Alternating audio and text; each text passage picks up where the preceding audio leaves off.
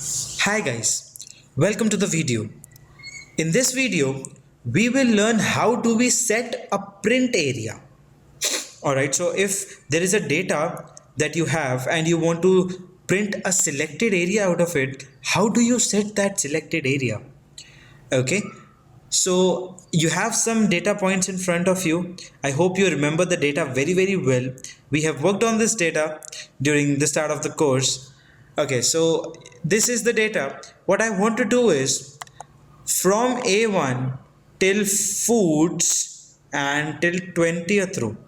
So I just need to print first 20 entries and their details of for plastics and food. So what I will do is I will select the area that I need to print. I will go to page layout.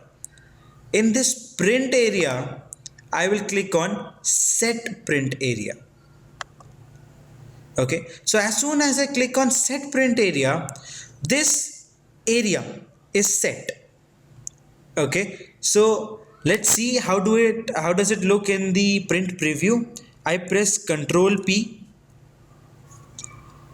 So as soon as you press Ctrl P in the print preview, you will notice something that the other two rows, plastics and foods, are not coming. They will be there in the next one. How can I bring it in the same page? Press escape. Come back to the data. At the below of the screen, you will see three icons. So first is the normal view, second is the page layout view, third is the page break view. Let's click on page break view. So as soon as you click on page break view, you will notice something that this is the page 1, but page 1 is getting over at the end of this E column. It does not include the other two columns, plastic and food, which goes to the page 2.